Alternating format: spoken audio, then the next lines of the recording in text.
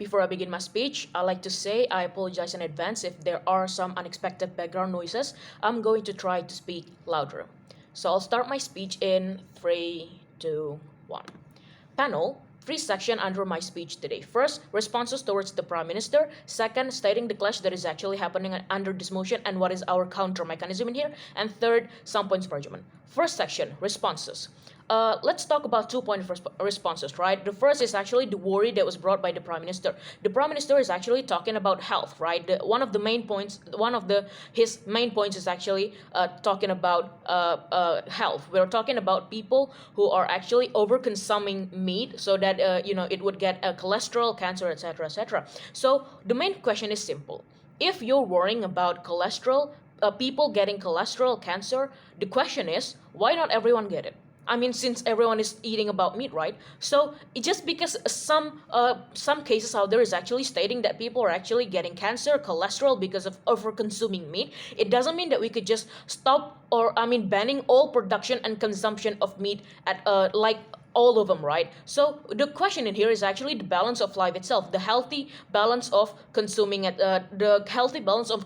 meat and also plants. So that's the first response, right? Just because some people are actually getting diseases, it doesn't mean that everyone should stop eating meat and producing meat, and whatnot. So second point of responses. We're talking about production and consumption in here, right? Let's say that the government team is actually succeeding stopping production. But when we're talking about consumption, when we're talking about people, how are you going to make sure, even if you wanted to give some time to people to habituating themselves to eat more plants, even though you're giving time for the companies to stop production meat? How are you going to ensure that people is actually going to collaborate with you? Let's say that you're succeeding in stop producing meat, but we're talking about consuming. When we're talking about people's demand, it is basically impossible for you to stopping 8 billion of people of eating meat, because in here you cannot basically punishing people or putting them in jail because they eat meat, ladies and gentlemen. You in here can only be pursuing them. You can only in here basically pursue them to stop eating meat, to pursue more life, right? So you cannot basically in the end of the day, you cannot putting people in jail to just because they eat meat, because it's their right? So when you're talking about it is going to be okay to harm people's right, that is going to be a big problem, and I'll explain that later in my argument section, right? So moving towards my clash, right? The clash. What is it exactly? The clash that is actually happening under this motion. I believe, ladies and gentlemen, that the government and the opposition band is actually having the same goal. We want to provide a better environment, right? We want to provide a better environment for all living beings in Earth.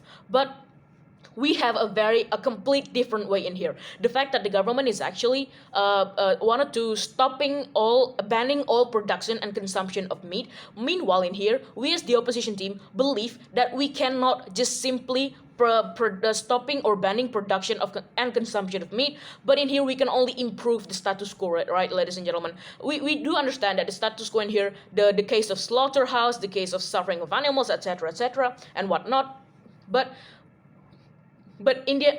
basically we can't just saying that we can't just basically asking them to stop. So what our counter mechanism in here is that we can only improving the security of slaughterhouse itself, even though that the government is actually already preempting this point. The fact that he's saying that it's actually not gonna work, we believe that it is going to work if we could basically improving our system, improving our security as the one who is in control to actually regulating all that kind of stuff. The fact that we can only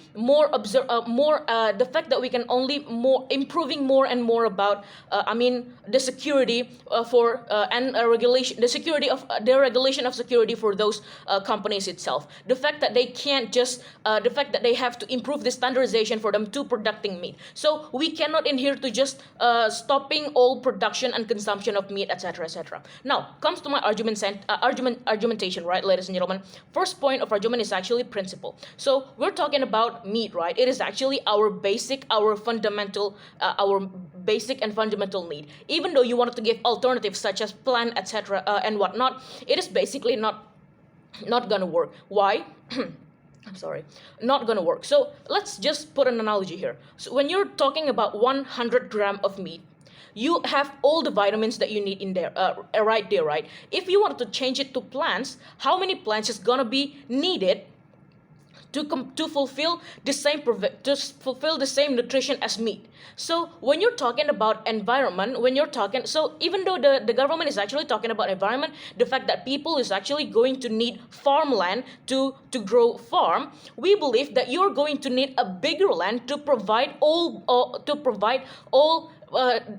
demanding from the society. Because as I say to you, if you compare the vitamins that exist in 100 gram of meat, compare to all kinds of plants that you are going to put in your plate, it is actually going to be a lot more for the plants itself. So you're going to need a much more bigger kind of land to fulfill the demand of the society, to fulfill the nutrition that we need. So when you're talking about environment, it is not going to be exclusive in here. It is not going to be work in the end of the day, ladies and gentlemen.